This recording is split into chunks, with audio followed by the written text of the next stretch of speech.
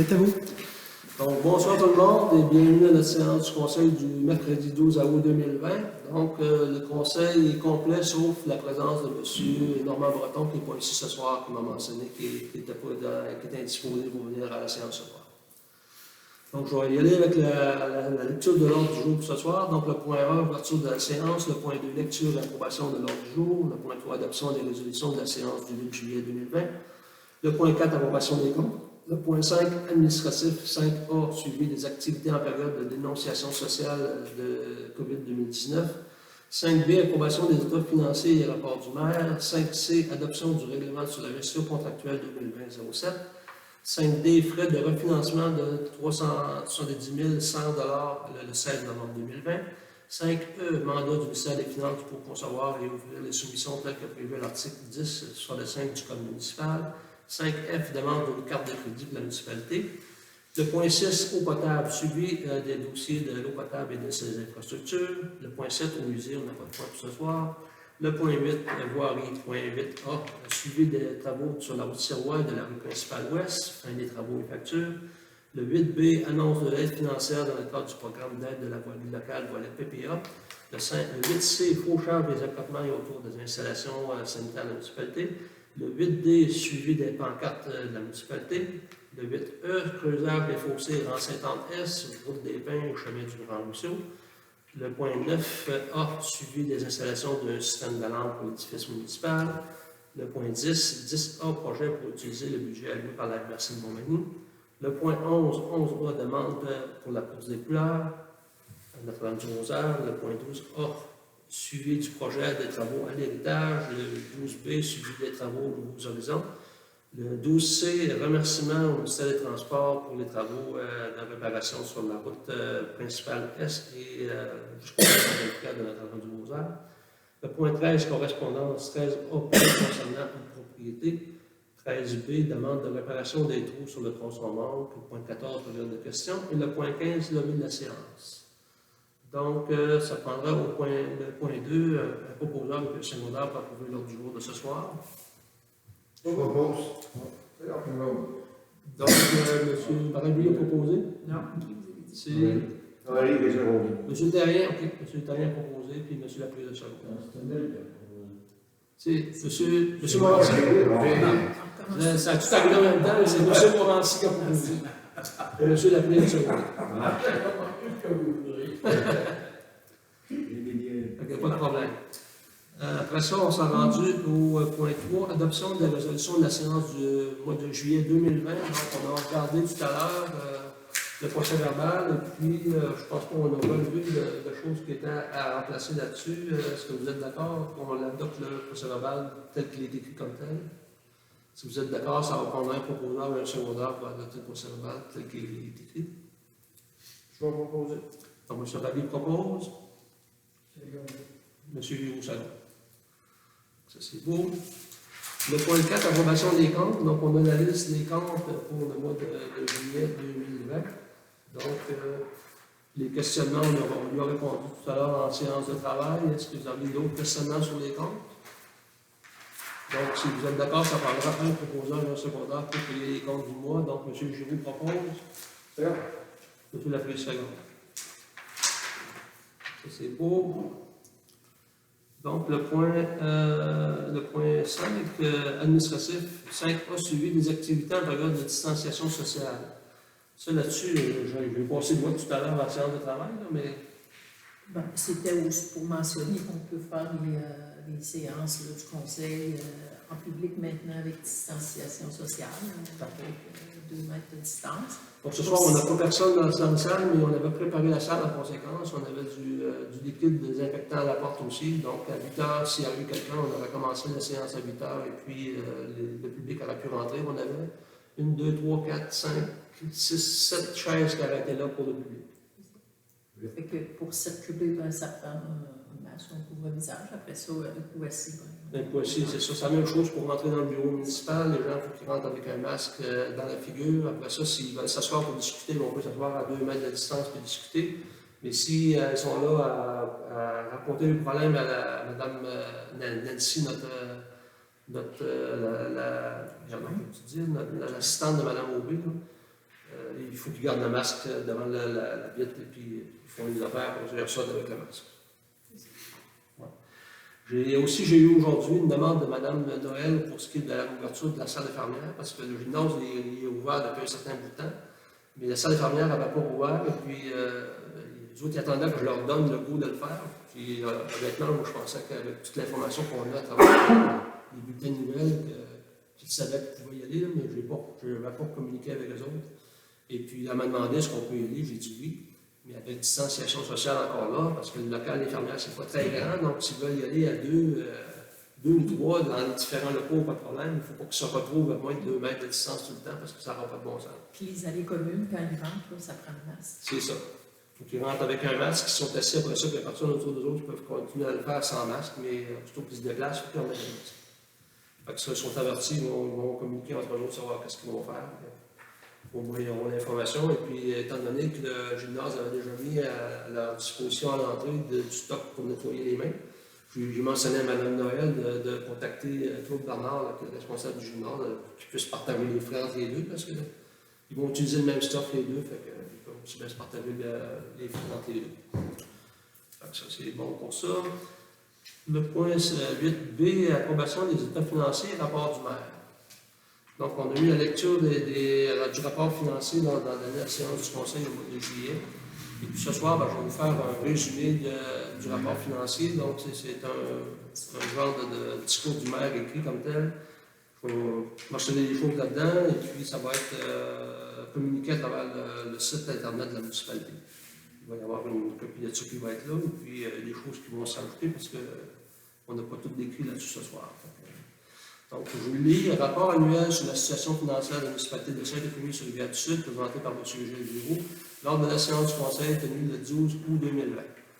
Donc, messieurs les conseillers, mesdames, messieurs, en vertu de la disposition de l'article 176.2.2 du Code municipal, il me fait plaisir, et c'est le mot devoir, de vous présenter le rapport de la situation financière de la municipalité du 31 décembre 2019, ainsi que le rapport de vérificateur externe qui se résume ainsi.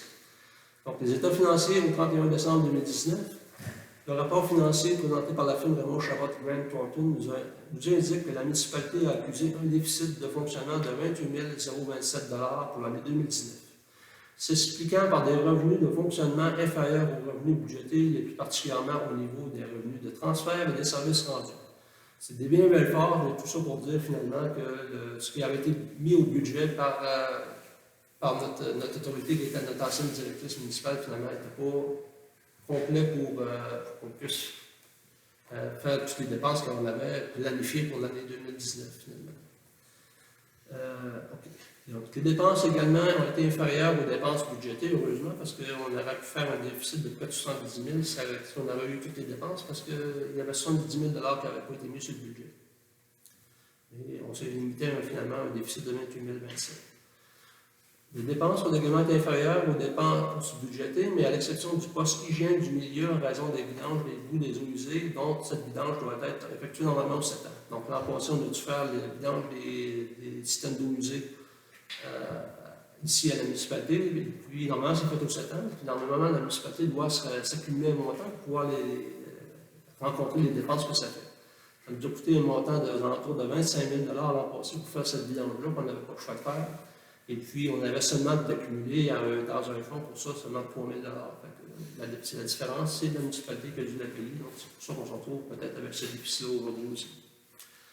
Donc, en combinant les revenus et les dépenses, notre résultat est déficitaire de 28 027 $ pour cette dernière année. En considérant ce résultat, la municipalité possède un excédent de fonctionnement cumulé non affecté des années antérieures de 100 961 $, en plus des réserves financières et des fonds réservés totalisant 90 091 $. Les emprunts de la municipalité totalisent 1 3 174 $, dont 50 030 $ concernant la communion d'incendie, et la différence sont pour le financement sur les réseaux d'aqueduc et les eaux usées. Le dernier rapport du vérificateur daté du 18 juin 2020 atteste que les états financiers donnent une image fidèle de la situation financière de la municipalité au 31 décembre 2019, ainsi que les résultats de ses activités pour l'exercice 2019, conformément aux normes comptables canadiennes dans le secteur public. Le taux de taxation réel de 2019 a été validé et se situe à 1,3891 pour chaque 100 $ sur les immeubles imposables, totalisant 28 952 350 $. Le taux de taxation de base est de 85 sous, de 0,8. C'est 85 sous. C'est 85 sous, c'est ça. Zéro. C'est ça, le zéro taux. Donc, 85 sous du 100 $ auxquels s'ajoutent d'autres taxes telles les services pour la Sûreté du Québec, les matières résiduelles, c'est les vidanges en bon français, et puis l'aqueduc et les eaux usées. Les rémunérations annuelles des élus municipaux, telles que requis par la loi, je vous informe que pour l'année 2019, la rémunération annuelle du maire a été de 4 903,68 sous et celle des conseillers de 2 180,40 sous. De plus, le maire reçoit une rémunération pour sa participation aux activités de la MRC de Montmagny. Pour l'année 2019, la municipalité a versé une quote-part de 4 729 à la MRC qui comprenait cette rémunération. Pour l'année 2020, tous les membres du conseil municipal travailleront encore pour améliorer les infrastructures de la municipalité et resteront à l'écoute des citoyens afin de prendre les meilleures décisions pour l'ensemble de la municipalité. Pour me remerciement de votre confiance, je demeure disponible pour vous, chers citoyens. Donc, je veux aussi mentionner qu'à partir du mois de novembre 2020, c'est ça va être la dernière année à notre de mandat pour le conseil municipal, le présent conseil municipal. Et puis, ça serait intéressant que s'il y a des gens qui sont intéressés, éventuellement à postuler pour ces postes-là, qui voudraient prendre l'information, comment ça fonctionne, le conseil municipal, qui viennent assister à des séances, qui viennent prendre l'information, parce que je vous jure que prendre n'importe quel siège qui est ici ce soir, du jour au lendemain, pour quelqu'un qui n'a jamais touché au milieu municipal, c'est pas évident, ça devient de plus en plus complexe, et puis ça serait intéressant que s'il y a des gens qui sont intéressés, qui viennent prendre l'information, on n'est pas obligé de nous croire sur parole tout le temps, on fait le possible pour être juste équitable, pour dire les vraies choses, mais au moins ils verraient de quelle manière ça fonctionne, et puis après ça, ils pourraient être en pleine connaissance de cause, de pouvoir prendre une décision s'ils veulent éventuellement postuler pour un de ces postes-là. Donc, on ne sera pas éternel, dans la majorité des cas ici, c'est pas tout le monde qui va vouloir se représenter dans les prochaines élections, donc il va y avoir des sièges de libre, c'est certain. Et puis moi, bien honnêtement, s'il y avait quelqu'un qui voudrait prendre le poste de maire, ça me ferait plaisir de lui donner de l'information pour qu'il puisse éventuellement être capable d'assumer un poste semblable. Je ne veux pas dire que c'est pas tout le monde qui peut le faire. Oui, tout le monde pourrait le faire, mais ça prend quand même une certaine expérience au point de vue administratif. Et puis de connaissances de travail, parce que c'est de plus en plus complexe ces travails-là. Donc, c'est pas évident et ça prend une certaine formation. Puis, moi, je suis prêt à donner cette formation-là à quelqu'un qui voudrait l'avoir. Donc, c'est ce que j'aurais mentionné ce soir pour ce qui est du rapport financier, rapport du maire pour l'année 2019. Une résolution pour adopter les états financiers. Okay. Les états financiers avaient été présentés par le comptable en séance de travail. Oui. Puis, ce soir, vous avez résumé les états financiers. Parfait. Donc, ça prendra un proposeur et un secondeur pour adopter les états financiers tels qu'expliqués et puis qu'on avait eu par notre vérificateur. Donc, M. Therrien propose. Second. M. Morancy, second. Parfait. Donc, on s'est rendu au point C, l'adoption du règlement sur la gestion contractuelle 2020-2007. Donc, à la dernière séance du Conseil, on avait donné une avis de motion pour pouvoir adopter le règlement lors d'une prochaine séance, qui est aujourd'hui, finalement. Donc, ce règlement-là va nous permettre de faire des contrats de gré à gré jusqu'à 100 000 $, ce qui était oublié anciennement pour aller jusqu'à 25 000 $, mais pas plus. Donc, avec les nouvelles réglementations, avec le règlement qu'on va voter ce soir, qu'on va pouvoir appliquer, donc, ça va nous permettre d'aller jusqu'à un montant de 100 000 $. Donc, si vous êtes d'accord, ça prendra un proposeur et un secondaire pour adopter le règlement comme tel. Propos. Donc, M. Laprise propose. Second. M. Therrien second. C'est bon pour ça. Le point 5, des frais de refinancement de 370 100 $ le 16 novembre 2020. Donc, on a reçu la lettre et puis nous avisant qu'on aurait un refinancement à faire pour le 16 novembre 2020. Mme Aubry avait fait des vérifications qui s'imposaient et puis on aurait environ 2% à donner, soit de comptant ou faire un emprunt pour pouvoir refaire l'emprunt au mois de novembre.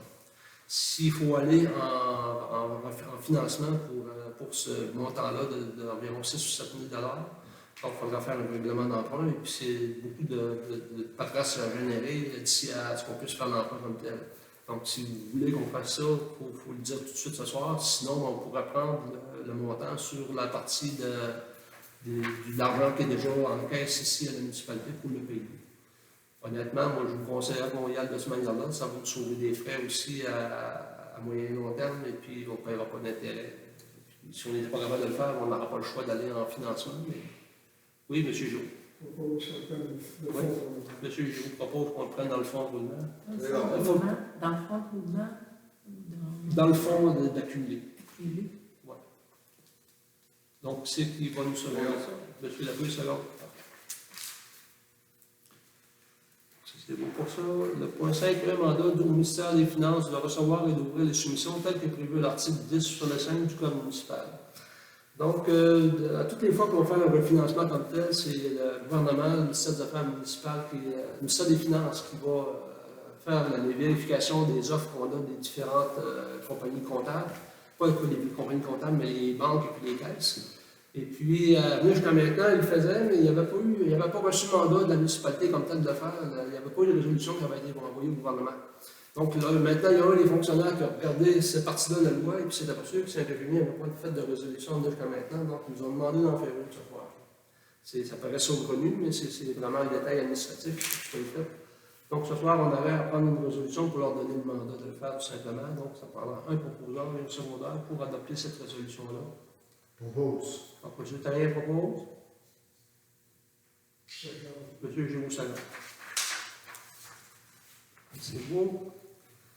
Donc, le point 5F demande d'une carte de crédit. Donc, on en a discuté en séance de travail tout à l'heure. Donc, la municipalité, s'il n'y a pas de carte de crédit, puis si on a un achat à faire dans une compagnie qui n'a pas de compte ouvert avec eux autres, bien, ça nous pose problème à toutes les fois. Soit que c'est un des conseillers ou moi-même, le maire, je suis obligé de prendre ma propre carte de crédit pour faire les achats des fois. Et puis, c'est pas toujours aussi ce qu'il y a de mieux à faire. Donc, pour une municipalité, avoir une carte de crédit, c'est pas une dépense supplémentaire. C'est une possibilité de pouvoir s'acquitter de ces dépenses plus facilement, avec plus de flexibilité. Les seuls frais qu'on aurait vraiment là-dedans, ça serait peut-être environ 60 000 $ par année pour avoir la carte comme telle, pour pouvoir en disposer à la municipalité. La personne qui va utiliser cette carte-là, ça va être notre directeur ou directrice générale de la municipalité. Donc, il n'y a pas personne qui va utiliser ça pour quoi que ce soit d'autre. Moi, je pense que ce serait une bonne idée qu'on en ait une. Si vous êtes d'accord, ça prendra un proposeur et un secondaire pour qu'on puisse, Mme Maui puisse faire la démarche pour avoir une carte de crédit. Propose. Donc, M. Morancy propose, M. Géraud Sagan. C'est beau. Donc, le point 6, eau potable, suivi du dossier de l'eau potable et de ses infrastructures. Donc, depuis qu'on a fait le remplacement de l'automate programmable, on voit une nette amélioration du point de vue de la facilité d'entretien des systèmes et puis de l'information qu'on reçoit de ça. Plutôt qu'une pompe qui part à la diffusion d'eau potable, sur Internet, on peut voir tout de suite qu'il y a une seconde pompe qui s'est ajoutée. On voit le débit, on voit le niveau de chlore, on voit le niveau de pH qu'on n'était pas capable de voir en instantané avec l'ancien système. Et puis c'est exactement ça que le ministère de l'Environnement nous demandait quand on a fait les installations avec MS2 dans le temps, que MS2 n'a jamais été capable de faire finalement. Donc c'est vraiment une amélioration énorme de ce côté-là. Ça facilite le travail de notre opératrice aussi de l'eau potable. Et puis depuis ce temps-là, on n'a pas eu de panne non plus. Et puis, comme je vous mentionnais tout à l'heure, les travaux pour le remplacement des pompes devraient se faire dans le mois de septembre. On avait accepté la soumission dans la dernière séance du conseil, et puis on a fait les commandes, et puis on mentionné qu'en principe, tout allait bien pouvoir se faire dans le mois de septembre pour le remplacement des pompes. Donc, après ça, la stabilité de notre système d'eau potable de la municipalité va être encore là améliorée beaucoup, dans le sens que nos pompes commencent à vieillir, et puis il n'y a rien qui nous aurait dit qu'on n'aurait pas pu manquer de pompe éventuellement. C'est sûr qu'il y a toujours. C'est toujours de la mécanique, éventuellement, même avec des équipements neufs, ça ne nous empêchera pas éventuellement peut-être d'avoir des bris mécaniques. Mais au moins, on va tous mettre les chances de notre côté en ayant des équipements comme ça, tout neuf et fonctionnel, pour pouvoir avoir un fonctionnement. Ce qui restera à faire éventuellement, ce sera peut-être l'acquisition d'une génératrice pour qu'il, s'il y avait une panne de courant, qui pourrait prendre le relais pour pouvoir alimenter les pompes, qu'un eau potable continue sa circuler dans le réseau. Donc, ce sera une décision qu'on aura soit à nous à prendre comme conseil avant notre départ, ou les prochains, on va apprendre. On verra ce qu'on pourra faire avec le budget, en confectionnant le budget pour l'année 2021. Est-ce qu'il y a des questions là-dessus? Donc, s'il n'y a pas de questions, on va passer au prochain point. Le point 7, au musée, on n'avait rien dans le domaine de ce soir. Le point 8, voirie. Donc, 8A, suivi des travaux de la route Sirois et de la rue principale ouest, fin des travaux et facturés. Donc, vous avez bien pouvoir vu l'amélioration que ça fait à la route Sirois, revêtement de surface double, donc on a installé. Et puis par la suite, le scellant qui a été mis par là-dessus, je pense que ça fait une différence tellement notable quand on circule là-dessus. Il n'y a presque plus de bruit, il n'y a pas de poussière. Je pense que c'est le jour et la nuit depuis qu'on a installé ça. Que les gens, on a eu seulement des félicitations de notre maintenant. Donc, c'est pas juste moi, les félicitations que je les donne à tout le monde ce soir. On a pris cette décision-là, je pense que c'était une très bonne décision d'avoir fait ça. Et puis le scellant, comme tel, lui, ça a coûté quelques sous de plus, mais je pense qu'à bout de la ligne, on va être gagnant aussi parce que c'est plus silencieux que l'autre partie. Puis le scellant, en principe, devrait vraiment empêcher l'eau de rentrer dans les parois, la porosité du revêtement. Donc, à moyen et à long terme, je pense qu'on va être gagnant là-dessus aussi. Et puis, on a été chanceux parce que quand ils ont eu fini de faire le scellant, le contre-maître de la compagnie m'a téléphoné, il m'a dit il me reste 1500 litres de scellant que je pourrais appliquer. Il dit plus loin sur la route, aller jusque dans le village un petit peu de la municipalité, est-ce que vous êtes d'accord si on le fasse? Vous pouvez être certain que je n'ai pas dit non. Hein. J'ai dit paye-toi la traite, mon cher ami, maison. Tu sais. Fait qu'il a tout mis ce qu'il pouvait mettre, et puis encore là, ça a été juste presque dans les premières maisons du village. Et puis, à savoir encore là, protéger ce qu'on avait mis d'asphalte dans ce secteur-là. Et puis, c'est pas de quoi qui est superflu, puis ça ne nous a pas coûté un sou. Je pense que ça valait la peine d'accepter tout simplement. Et puis, je pense que le travail est bien fait, autant dans les réparations qu'on a faites dans la route principale ouest. Tout le monde, encore là, me dit qu'ils sont contents du résultat.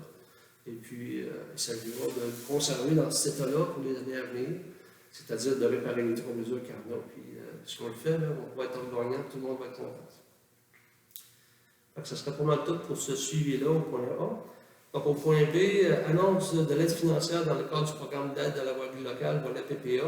Donc, à chaque année, la municipalité fait une demande à notre député provincial. Parce que si madame. Oui. On fait le tour, oui. On a payé. Oui. Oui, ben on l'a accepté les factures tout à l'heure. Ah, oui, Ils d'accord. sont dans la liste. Ils sont dans la liste. Donc, c'est ça, les factures, on les avait acceptées tout à l'heure. Donc, le point B, donc on fait une demande à notre député provincial à chaque année pour avoir un montant d'aide financière pour réparer les routes qui ne sont pas habitées comme telles, comme le secteur du chemin du Grand Ruisseau et puis des secteurs comme ça. Et puis, à chaque année, on reçoit absolument une confirmation qui va nous donner environ 10 000 $ sur preuve qu'on a fait les travaux, qu'on a tel montant. Donc, cette année, c'était la même chose. On a reçu la confirmation par lettre du ministre, M. Bonardel, qui mentionne qu'à la demande de notre député provincial, Mme Proulx, qui va être bien heureux de nous donner les 10 000 $, mais il faut prouver qu'on a fait les travaux avec des redditions de compte à la fin. Tout ça. Fait que cette année, on a bien l'intention de faire des travaux, on a plusieurs fossés à creuser, et puis on devrait se rendre aux routes, malheureusement, encore une fois, de ce 10 000 $ là. Et puis, malheureusement et heureusement, parce que ça, le bravo, on devrait prendre ça dans nos budgets municipaux. Fait que, c'est une bonne affaire de l'avoir, donc on peut être content pour là qu'on a ça, puis on va l'utiliser à bon escient, on va le faire cette année. Donc, le point 8C, fauchage des accotements et autour de l'installation. Donc, on avait 2 conseillers qui s'étaient portés volontaires à la dernière réunion pour aller faire le tour des installations comme telles et puis s'assurer que quel endroit qu'on devrait prioriser cette année pour faire le fauchage des accotements comme tel. Et puis, M. Giroux et M. Morancy sont allés faire le tour de tout ça. Et puis, d'après eux autres, on devrait faire le secteur du chemin au niveau de la station. Et puis, le rang Saint-Anne, Est et Ouest. C'est bien ça. Donc, et puis, en plus de ça, on va faire comme on avait fait l'an passé, le secteur d'édifices d'eau potable et d'eau usée autour des installations. Donc, on va faire du fauchage dans ces secteurs-là aussi. Donc, on va demander à M. nos entrepreneurs locaux, finalement, de faire les travaux qu'on a fait l'an passé. Donc, est-ce qu'on a une résolution à prendre pour ça? On n'a pas le montant des travaux comme tel, mais on veut faire les travaux tout simplement. Je suis à l'aise pour fonctionner comme ça, c'est une résolution. Ouais. Voulez-vous comprendre une résolution? Faire les travaux?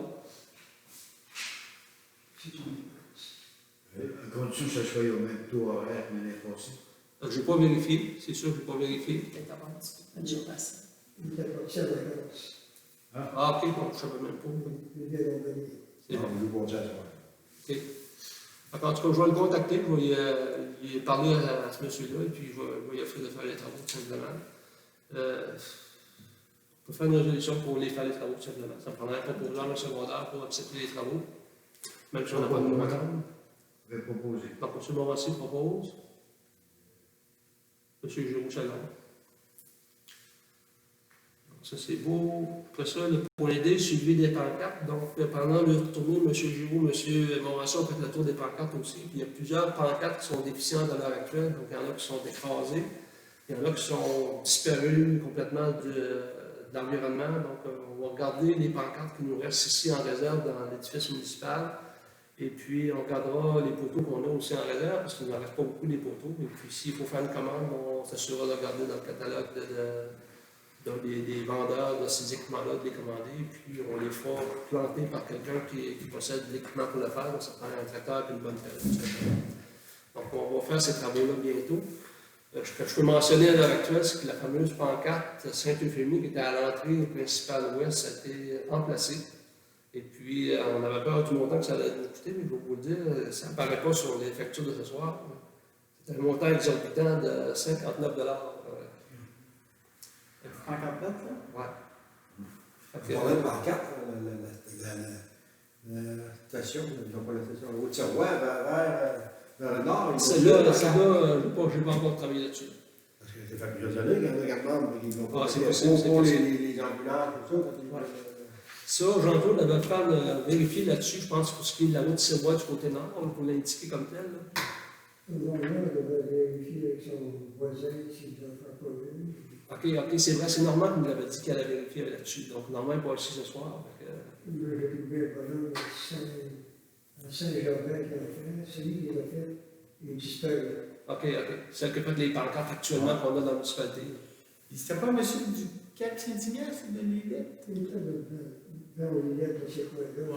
Il est disparu. Il est disparu. Le numéro de téléphone ne répond pas, et puis OK. En tout cas, on regardera avec Normand, voir s'il a réussi à parler à son voisin. Puis si ce n'est pas le cas, ben, on prendra une photo à peu près des pancartes qu'on a actuellement, puis on demandera à un entrepreneur de nous faire une soumission pour la prochaine pancarte. Saint-Germain a fait une pancarte en Bon. Donc, il devrait être capable d'en faire des semblables pour ça ici aussi. Fait qu'on demandera une soumission pour on va la mettra à la prochaine séance. Donc, ça, c'est beau pour ça. On s'est rendu au point E, 8E, closure des fossés avant Saint-Anne-Est, route des Pins, chemin du Grand-Ruisseau. Donc, avec l'argent qu'on a eu de promis de notre député de 10 000 $, on a plusieurs fossés à creuser. Donc, en particulier, on a la route de la station, la descente de la rivière, là, comme ça se fait des vireuses. Ça serait une bonne place pour creuser les fossés parce qu'il n'y en a pas beaucoup du côté est de la route comme telle. Il n'y en a presque pas de fossés dans ce secteur-là. Il y en a la même chose pour ce qui est du Grand Saint-Anne aussi. Dans les côtes, là, de chaque côté, il y a très peu de fossés dans ce secteur-là. Et puis, le chemin du Grand-Ruisseau, c'est la même chose. Il y a bien des endroits dans ce secteur-là qui n'ont pas beaucoup de fossés. Donc, quand il y a déjà le printemps, ça se ramasse bien plein d'eau. Des fois, ça va presque sur la route. Donc, ça vaudra la peine d'investir cette année dans ces secteurs-là pour faire des réparations. Même chose de la route des Pins aussi. Fait que, est-ce que vous êtes d'accord? On pourrait encore là prendre une résolution pour pouvoir faire ce creusage de ces endroits-là le plus tôt possible avec un entrepreneur local sur les capables. Bon. Donc, monsieur Laprise se propose. Monsieur Rabissalon. Ça, c'est beau. Le point 9, suivi de l'installation d'un système d'alarme. Donc, comme je l'avais mentionné dans la séance du conseil, notre directeur incendie m'avait mentionné que l'édifice municipal à l'heure actuelle n'est pas conforme parce qu'on n'a pas de détecteur d'incendie qui va nous avertir si jamais on a un incendie dans la bâtisse. Donc, ça prend quelque chose comme ça qui est branché dans l'édifice et qui pourrait être relié à un système d'alarme qui pourrait avertir les pompiers en même temps. Et puis, cet équipement-là a déjà été installé dans l'édifice, mais il n'est plus fonctionnel présentement. Donc, je vous avais mentionné que j'allais demander à la compagnie Alarme Pelletier, qui est la compagnie d'alarme dans le secteur, j'en fais pas mal pour toutes les municipalités, de faire la vérification. Et puis, il m'avait dit qu'il la ferait peut-être avant les vacances à construction. Finalement, ils ne sont pas venus. Et puis, finalement, ils vont venir lundi, le 17 août prochain. Donc, en principe, ils vont pouvoir garder l'état du système à l'heure actuelle. Je ne crois pas qu'il y aura des gros frais pour ce qui est du branchement s'il n'y a pas des heures de travaux énormes à faire le branchement. Et puis par la suite, ben, on aura simplement à payer l'abonnement mensuel qui sera de, je ne sais pas, vous m'avez mentionné l'autre fois, je pense en bas de 10 $ par mois pour ce qui est de la surveillance, ou juste l'alarme incendie comme tel. Donc c'était le suivi que j'avais à vous faire là-dessus comme tel. Le point 10, loisirs, projet pour utiliser le budget alloué par la MRC de Montmagny. Donc la MRC de Montmagny serait prête à nous donner 1 500 $ à chaque municipalité pour faire un événement de loisirs dans la municipalité d'ici au 31 décembre 2020. Donc, différentes municipalités ont choisi différentes choses. Donc, la municipalité de Saint-Paul a fait un ciné-parc en fin de semaine dernière. Nous, on aurait possibilité de faire un projet quelconque. Ça pourrait se faire soit à l'héritage, ça pourrait se faire ici. Et puis, que ça soit n'importe quoi. Ça pourrait être un gala amateur, ça pourrait être un spectacle d'un humoriste quelconque qui ne coûtera pas trop cher, parce qu'on n'a pas un montant énorme à investir là-dedans non plus. Moi, ce que je vous demande, c'est de penser à tout ça. Je vais demander au comité de l'héritage de faire la même chose, aussi de penser comment est-ce qu'on pourrait dépenser d'une manière le plus intéressante possible cet argent-là. Et puis, s'il en reste, idéalement, il faudrait qu'il en reste un petit peu. On pourrait réinvestir l'argent qui resterait de ce 1 500 $ là dans la modernisation peut-être de nos micros, l'héritage, et puis peut-être d'acheter un canon éventuellement pour faire des projections quand il y aura des séances d'information publique qui pourraient se faire là aussi. Donc, c'est libre à tout le monde. Les gens qui vont être sur Internet qui vont nous regarder ce soir. Donc, si vous avez des idées là-dessus, n'hésitez pas à envoyer vos idées à la municipalité, au numéro de téléphone de la municipalité, le 418-469-3427. Je ne me rappelle jamais, malheureusement, mais vous ne téléphone pas souvent à la municipalité. Fait que c'est ça. Donc, ça, c'est bon pour ça. Le point 11, résolution diverses, demande pour la course des couleurs d'autrefois. Donc, on a eu une demande de l'organisation de la course aux couleurs d'autrefois, donc qui a envoyé ça à chaque municipalité, finalement, savoir si les municipalités veulent investir là-dedans pour les aider dans leur organisation. La cause est bonne, mais malheureusement, on n'a pas des budgets infinis, nous autres, pour aider toutes les causes comme telles. Et puis, on en a discuté en séance tantôt de travail, et puis je ne pense pas qu'on était vraiment intéressé à pouvoir investir de ce côté-là. Je ne sais pas si vous êtes encore dans la même idée. Là. Donc, si vous êtes encore dans la même idée, on va décliner la demande de Notre-Dame-du-Rosaire pour cette année, certainement. Donc, ça va passer au prochain point, le point 12, aller ouvert. Donc, le 12A, suivi des projets des travaux à l'héritage. Donc, on avait fait une demande dans le cadre du pacte rural l'an passé, en l'automne dernier. Et puis, le comité de l'héritage avait réuni différents besoins qu'on pourrait utiliser cet argent-là. Donc, il y avait la construction d'un bar, tout ce qui est dans l'édifice comme tel de l'héritage. Et puis, il y avait aussi réparation du toit qui était faite déjà à l'heure actuelle, une partie du toit qui était réparée. Après ça, il y avait différents achats pour rendre l'édifice plus attrayant, pour pouvoir éventuellement faire différentes activités là-dedans, que ce soit des 5 à 7 avec une cafetière, et puis inviter des gens qui pourraient donner de l'information à différentes personnes. Ça pourrait être des soirées éventuellement de galas amateurs, ça pourrait être toutes sortes de choses comme ça, des danses western qui seraient certainement appréciées des gens. Là, on a le COVID qui nous bloque un petit peu du point de vue utilisation des espaces, parce qu'il ne faut pas aller plus que 250 personnes. On le voit maintenant à 250 personnes, mais je ne sais pas si on pourrait se rendre seulement à 250 personnes dans l'héritage présentement, avec la distanciation sociale. Je ne sais pas, ça sera vérifié avec notre directeur incendie. Mais juste pour vous mentionner que les différents achats ont commencé à se faire. On a une commande qui a été faite déjà pour un vidéo aussi, qui avait été mentionnée dans le contrat de vente de l'héritage à la municipalité dans le temps. On a un vidéo en face, en avant dans le cœur, pour séparer le cœur de l'édifice de restant de l'héritage. Donc cette commande a été faite, et puis on avait un budget de 35 000 qui avait été alloué par la MRC. Il y en a une partie là-dessus de la municipalité à payer qui est d'un montant autour de 6 000 $, je pense, de la part de la municipalité. Donc, ça va se faire et puis il faut que ça se complète avant le 31 mars 2021. Donc, maintenant, le point 12B, suivi des travaux Nouveaux Horizons. Donc, les travaux Nouveaux Horizons, c'est la subvention de 25 000 $ qu'on a eu pour préparer ici l'édifice municipal avec le gouvernement fédéral. Donc, on a eu la réponse de ça du gouvernement fédéral au printemps.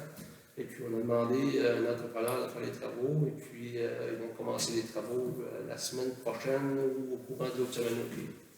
parce qu'au départ, ils vont commencer à faire les travaux pour ce qui est de la caserne d'incendie, on va remplacer les portes. La porte en avant et la porte sur le côté, la porte sur le côté et la porte en arrière. Et puis, plus ça va être fait, ben, ils vont rentrer ici dans l'édifice, ils vont réparer ça, ce que le toit avait coulé dans le temps, tout ce que les dégâts que ça avait causé dans le bloc sanitaire en deuxième étage. Ils vont réparer aussi dans la cuisine ici, parce que ça avait coulé. Le toit a réparé les trous et puis peinturé dans ce secteur-là aussi. Et puis, on a eu la chance de mettre la main, l'entrepreneur a mis la main sur une bâche de plancher pour remplacer le plancher ici de l'édifice municipal, le plancher de la grande salle.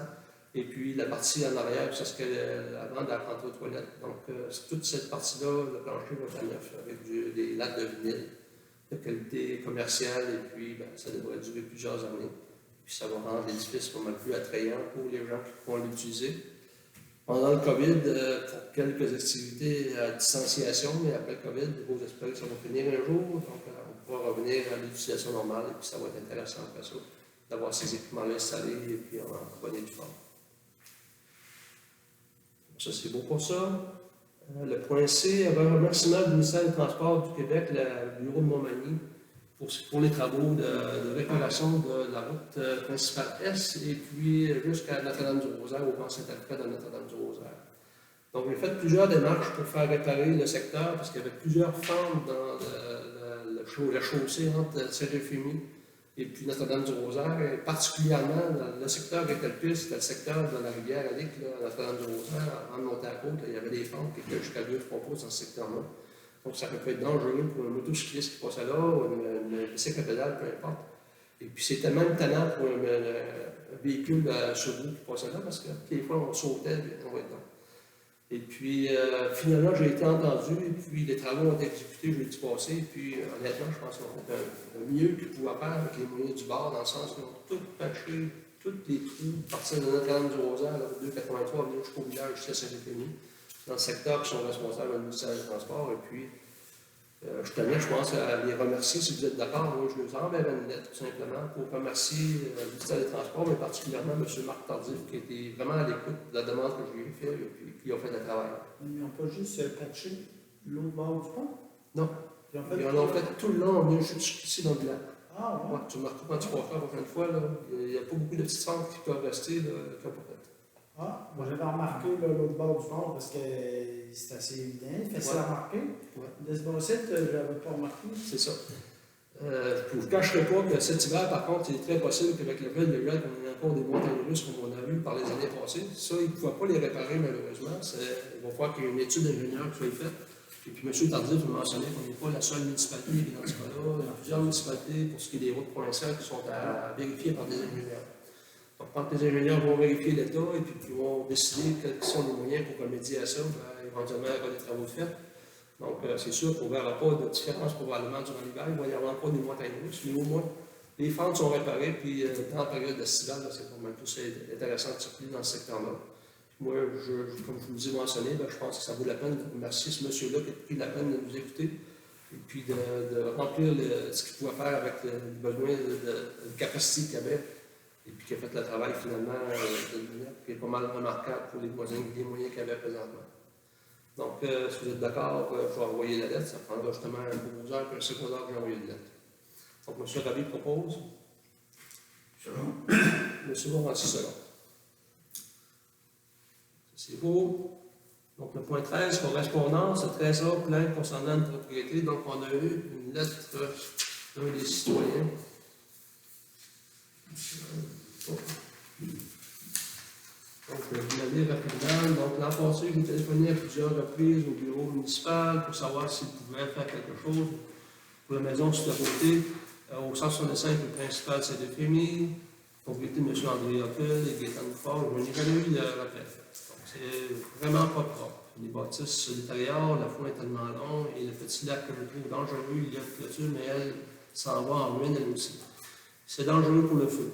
On voit du monde aller là pour regarder à la fenêtre, et ils font le tour à quelques reprises. J'aimerais qu'il se passe quelque chose pour cette propriété. J'ai téléphoné à l'MRC, j'ai parlé à Mme Valérie Gagné, inspecteur ministère bâtiment, alors j'attends de vos nouvelles.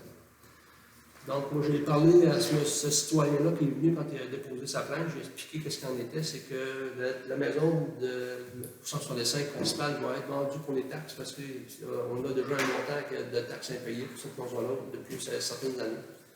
Donc, on voulait faire ça auparavant, on voulait le faire même l'an passé. L'an passé, on s'est pris trop tard parce que normalement, ça se fait au mois de juin. Donc, il faut qu'il y ait des démarches qui soient faites dans les mois précédents, le mois de juin, pour que ça puisse être une vente pour les taxes. Cette année, avec le COVID, on n'a pas pu le faire en juin non plus, mais ça va être remis le mois de septembre. Donc, les démarches sont déjà entreprises à l'heure actuelle pour que ça apparaisse dans le journal Montblanche éventuellement, et puis que ça soit fait en bonne et due forme en vente pour taxes à la MRC Montmagny. Donc, c'est sûr que je sais qu'il y a des gens qui sont montrés intéressés, qui m'ont demandé de les mettre au courant quand ça arrivera, donc je vais les mettre au courant bientôt.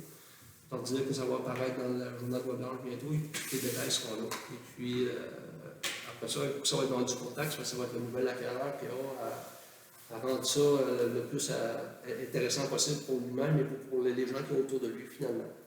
Donc, il y aura possibilité de faire des choses avec ça, pas grand-chose dans le sens qu'il n'y a pas vraiment de construction possible sur ce terrain-là, parce que c'est un marécage. Selon ce que je comprends, je pense qu'il n'y aura probablement jamais dû y avoir de maison là.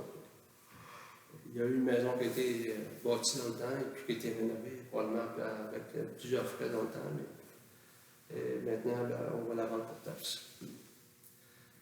Donc, je vous espérer que ça va rendre la personne qui a fait la plainte content, dans le sens que les gens qui vont supporter la carrière vont pouvoir faire de quoi de plus profitable sur ce terrain-là. Ça va aider aux gens qui sont autour à rendre ça plus vivable, finalement. Donc, c'est ce que j'avais pour cette lettre-là. Le 13B, demande de réparation des trous sur le tronçon mort. Moi, je suis une personne qui fait du quad dans la municipalité, puis l'an passé, j'avais remarqué un trou dans le secteur fin Saint-Euphémie, début Notre-Dame-du-Rosaire, qui était là de l'an passé. Et puis, j'avais déjà mentionné au Club Quad l'an passé de le réparer, puis il n'y a pas eu de réparation. Cette année, je me suis rendu un peu plus loin, vers Arnois, puis j'ai remarqué 2 autres trous dans le secteur entre Saint-Euphémie et puis notre route principale ouest, dans le secteur qui traverse le tronçon là-bas. Il y a 2 autres trous dans ce secteur-là, puis je n'avais pas été plus loin, il y en a peut-être d'autres aussi. Donc moi, j'ai fait une plainte au Club Quad, j'ai eu énormément de misère à les rejoindre, parce qu'il n'y a personne qui répond là, il ne répond même pas lui courriel. Donc je connaissais un monsieur qui s'occupe, qui est administrateur un peu du club aussi, donc j'ai contacté ce monsieur-là, puis j'ai eu une réponse instantanée, il m'a répondu tout de suite. Il dit, j'achemine la demande, il dit, le plus tôt possible, puis tu vas avoir des réponses assez rapidement. Donc lui, il a acheminé la demande à la Fédération Quad du Québec, et puis 2 heures après, j'avais un courriel qui me disait qu'il connaissait en main, qu'il avait acheminé ça au ministère des Transports, et puis qu'il était bien conscient qu'il y avait un danger là-dedans potentiel pour les utilisateurs, et puis qu'il était prêt à ce que les travaux, le ministère des Transports puisse mettre tous les efforts possibles pour réparer ça le plus tôt possible. Donc, ça a été fait. Je n'avais pas eu de réponse du ministère des Transports sur le coup comme tel, mais M. Tardif, que je viens de vous mentionner tout à l'heure, qui est au ministère des Transports à Montmagny, lui m'a contacté en même temps qu'il me disait qu'il faisait des travaux pour ce qui est de la route principale S. Et puis il m'a dit qu'il était pour aller voir lui-même personnellement avec son véhicule sur le tronçon, savoir qu'est-ce qu'en était. Et puis il dit si c'est des travaux qu'on n'est pas capable de faire avec les moyens du bord de la MRC du ministère des Transports à Montmagny, il faudra que les ingénieurs du ministère puissent venir prendre connaissance de ça et puis faire un échéancier de travaux, ce qu'il y a à faire avec ça. Et puis, c'est sûr qu'on ne verra probablement pas de travaux se faire dans le court échéancier, mais en tout cas, vous avez renseigné que pour moi, il faudrait qu'il y ait une signalisation qui se fasse, dans le sens que s'il y a quelqu'un qui passe là le soir, il n'aille pas tomber dans ces trous-là, parce qu'il y avait quelqu'un qui circulerait le soir, qui ne connaît pas le sentier à l'heure actuelle, qui pourrait très bien tomber dans un trou, puis ça donnerait malheureusement du travail à nos premiers répondants, puis du travail dans ce style-là, avec des gens peut-être décédés, je veux longtemps qu'on n'ait pas. Donc, c'était ça que je voulais vous mentionner ce soir. Donc, j'ai pris le dossier en main, j'ai demandé au ministère des Transports et au Club Quad de faire des travaux là-dessus. Comment vite qu'ils vont le faire, je ne sais pas. Donc, on avait aussi d'autres demandes qu'on avait reçues. Donc, d'un citoyen, et puis de ce citoyen-là voulait qu'on fasse creuser le fossé entre 215 Savoie Sud et puis l'entrée, son entrée à lui. Dans ce secteur-là, supposément qu'il y aurait peut-être un ponceau d'entrée de maison, que le ponceau est plus fonctionnel, que plutôt que circule à travers. Et puis, c'est peut-être ça qui occasionne le fait que l'eau s'accumule dans ce secteur-là, ou ça pourrait être aussi le fait que les fossés ne sont pas très creux dans ce secteur-là, c'est possible. Donc, j'ai discuté de ça avec vous autres tantôt, et puis je vous ai mentionné que faut voir qu'on y a le voir. Moi, j'irai avec un des conseillers la semaine prochaine, essayer de voir qu'est-ce qu'il y en a, s'il y a vraiment un ponceau de maison qui bloque, qui ne circule plus. On demandera au propriétaire de le remplacer, tout simplement. Et puis, si c'est les fossés qui sont trop hauts dans ce secteur-là, il faudra donner quelques coups de pelle au moins pour creuser, pour que l'eau s'échappe et puis que ça ne cause pas d'inconvénients à ce propriétaire-là et puis que l'eau n'embarque pas sur le chemin non plus. Donc, ça, on va s'en occuper, on va regarder tout de suite la semaine prochaine et puis on va regarder ce qu'on peut faire avec ça. Et puis, on a une autre demande ici d'une autre citoyenne dans le Grand Saint-Joseph et qui voudrait savoir si on va faire du fauchage dans ce secteur-là cette année. Donc, on n'en a pas fait l'an passé dans ce secteur-là. Et puis, selon ce que M. Giroux et M. Massy ont vérifié, le foin dans ce secteur-là n'est pas très haut non plus, peut-être un pied maximum. Donc, on a décidé de ne pas en faire cette année non plus là-dessus. Donc, on verra l'année prochaine qu'est-ce qu'il y en a. Puis, on verra à faucher dans ce secteur-là parce qu'on y va secteur par secteur. L'an passé, on a fait la principale ouest. Cette année, on va faire le bout de la route de station et puis les rangs. Là, tout d'un coup. La rang Saint-Anne, c'est ça. La rang des rats, c'est un terme qui nous est familier depuis des années, fait que le rang Saint-Anne, des fois, ça nous voit. Donc, le rang Saint-Anne du côté est et du côté ouest, donc on va faucher dans ce secteur-là cette année, et puis on va faire aussi les deux édifices d'eau potable et d'eau usée dans le secteur pour prendre ça le plus intéressant possible. Donc ça compléterait notre ordre du jour pour ce soir. La point 14, période de questions. Est-ce que vous avez des questions sur ce qu'on a discuté ce soir? Donc, s'il n'y a pas de questions, on sera rendu au point 15, lever de la séance. Ça prendra un proposeur et un secondaire pour lever la séance. Donc, M. Rabier propose, puis M. Lapierre seconde. Donc, d'abord 19, et puis bonne soirée. Merci beaucoup tout le monde. C'est encore pour tous les efforts que tu as fait pour